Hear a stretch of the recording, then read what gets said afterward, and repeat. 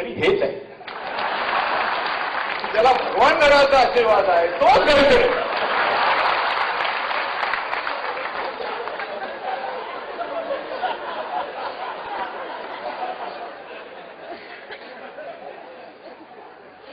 आणि त्यामुळे सर्वसामान्य माणसाला, पक्षामध्ये कार्यकर्त्यांना आधार जर कोणाचा वाटत असेल तर तो मुद्रातराव म्हणजे तुमचा. भारतीय जनता पार्टीमध्ये जरी हिंदुत्वाचा विचार मांडत जरी असली तरी शेवटी सर्व जाती धर्माच्या लोकांना एकत्रित करण्याचा प्रयत्न ते सतत करत आलेले आहेत. आमचे आमदार पाशा पटेल इथं बसलेले आहेत. ते पण शेतकरी संघटनेचे कट्टर. आणि प्रवीण बर्दापूरकरजी तुमच्या विचाराचे अतिशय जवळ समाजवादी विचार. परंतु त्यांना सुद्धा या मार्गाला वळवण्याचं काम जर कुणी केलं असेल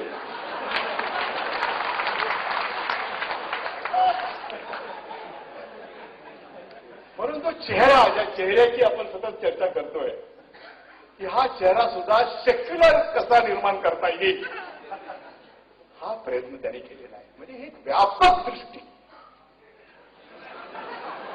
ही मला तुमच्यामध्ये नेहमीच बघायला मिळाली. दृष्टिकोन हा नेहमी व्यापक असावा.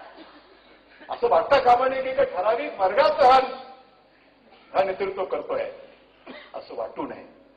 म्हणून तुम्ही आल्यापासून आशा पटेल लोकांना असं वाटतं की भारतीय जनता पार्टी ही केवळ हिंदुत्वाचा किंवा विशिष्ट वर्गाचा विचार करणारी नाहीये, ती हळूहळू ती व्यापक होत चाललेली आहे. मला वाटतं तुमचा हा विचार आणि या विचाराचा प्रभाव हा दिल्लीमध्ये अधिक तुम्ही पाडला पाहिजे. सध्या जे काही चाललंय तिथं ते काही तेवढं समाधानकारक नाही आहे. आणि म्हणून तुमच्या मनामध्ये सारखा परत यायचा जो विचार चाललाय तो काही बरोबर नाही. कारण परत येऊन सुद्धा इथं काही उपयोग नाही.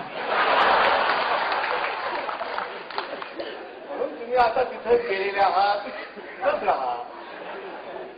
कारण तिथं तुमचा अधिक उपयोग होईल.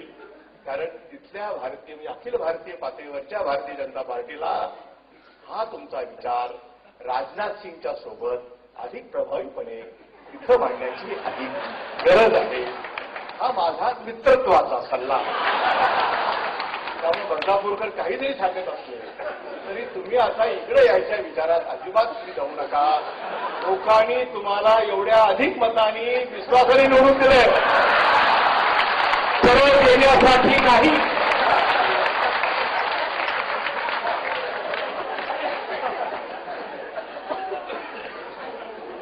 किमान सत्काराचे 4 चांगले शब्द तरी अजून आमच्या कानात राहू द्या. विनायकराव मेट्यांना पश्चातापाचा प्रसंग आणू नका. एवढीच माझी आपल्याला सत्काराच्या निमित्ताने विनंती आहे. आणि म्हणून काही माणसं राष्ट्रीय पातळीवर अधिक प्रभावी दिसतात. आणि मराठवाड्यातला माणूस खरं म्हणजे आम्हाला केवढा तरी आनंद आहे. दुर्दैवानं खरं म्हणजे प्रमोद महाजन एक असं नाव होतं आमचं की आमच्या मराठवाड्यातले, आमच्या भागातले कुठल्या राजकीय विचार वेगळे असू शकतात. परंतु एक व्यासपीठ असं आहे की जिथे आम्ही सगळे राजकीय विचाराचे आमचे विचार बाजूला ठेवून कोण आम्ही कुण्या पक्षाचे आहोत हा विचार इथे नाही आहे. इथे एकच विचार आहे, आम्ही मराठवाड्याचे आहोत. आम्हाला सूत्रामध्ये एकत्रित बांधण्याची ताकद मराठवाडा या शब्दात आणि तोच एक विचार घेऊन आम्ही इथं आलेले आहोत. आणि म्हणून प्रमोद महाजन यांनी एक चमत्कार घडवला. मी एवढं म्हणेन एका शब्दात की देश पातळीवर जरी आमच्या मराठवाड्याचं नाव साऱ्या देशामध्ये एक मजबूत नेता म्हणून तो जो प्रभाव त्यांनी टाकला, ती उंची त्यांनी गाठली. कदाचित ती उंची आपल्याला गाठणं अवघड जाईल, परंतु लक्ष मात्र तेच असलं पाहिजे. आणि म्हणून ही मोठी जबाबदारी तुमच्यावर आलेली आहे. तेव्हा छोटा विचार करू नका, मोहामध्ये अडकू नका.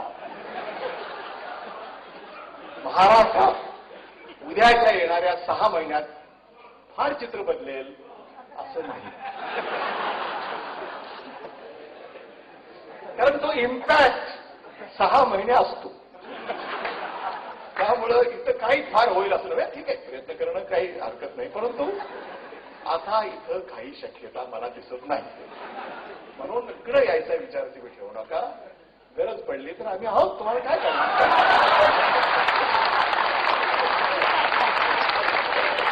आम्ही लोकसभेचे सदस्य नाही, राज्यसभेचे सदस्य नाही, अजूनही विधानसभेचे सदस्य आहोत.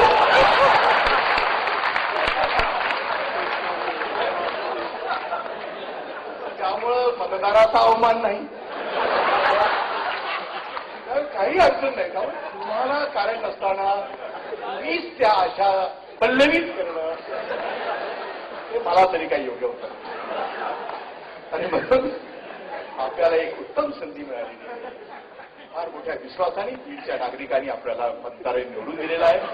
एवढा मोठा संघर्ष करूनही मतांचा उच्चांक, गोपीनाथरावजी, हे तुमच्या कर्तृत्वाला जनतेने दिलेली साथ आहे. मी पावती म्हणणार नाही, साथ. तुम्ही त्याला प्रतिसाद द्या. एवढंच या निमित्तानं. आणि तुमचं भविष्य उज्ज्वल आहे. आयुष्यात तुम्ही अशीच प्रगती करत राहा. विनायकराव मेटेला मी धन्यवाद देईन की कार्यक्रम म्हणजे गोपीनाथराव मुंड्यांच्या सत्काराचा कार्यक्रम, त्या परंपरेला साधणारा सगळं सुरुवात तुम्ही इथं कार्यक्रमामध्ये केली. मराठवाडा आमचा, मराठवाड्याची संस्कृती जपणं, परभणी, बीड, लातूर, आणि शेवटी मुंडे देशमुखांनी नाही सांभाळत तर कुणी सांभाळत. आणि म्हणून या सगळ्या वातावरणाची निर्मिती जबरदस्त. छत्रपती शिवाजी महाराजांच्या बद्दलचा गायलेला पोवाडा, धन्यवाद दिले पाहिजे त्या गायकाला. उमा, एक वातावरणाची जी निर्मिती असते की अंगावरची शहारे उभे राहते, त्या काळामध्ये घेऊन जाणं, ह्या सगळ्या कार्यक्रमाची एक जबरदस्त उंची आजच्या कार्यक्रमाच्या निमित्तानं आपण गाठू शकलेले आहोत. मी अनेक सत्कार मूर्ती आहेत, सगळ्यांचाच उल्लेख वेळेअभावी मी करणार नाही, परंतु आमचे ठोंबरे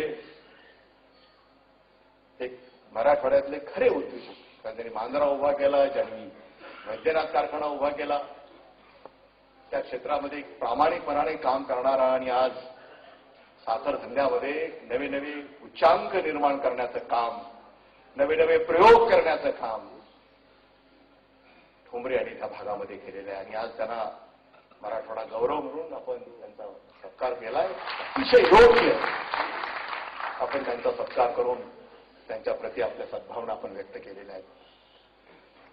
चंद्रकांत कुलकर्णीचं भाषण ऐकल्याच्या नंतर मला बरं वाटलं आणि परभणीकरांना सुद्धा दिलासा वाटेल, कारण तुम्ही काही उमेदवाराच्या शोधात असाल तर चंद्रकांत कुलकर्णी हे एक अतिशय चांगला उमेदवार असेल, एवढंच मी सांगेन तुम्हाला.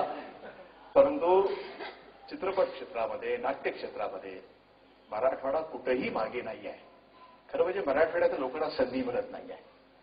मराठवाड्याच्या लोकांचा एक स्वभाव आहे, एक गुजरेपणा आहे. पुढे पुढे करण्याची फारशी सवय मराठवाड्याच्या लोकांना नाही आहे.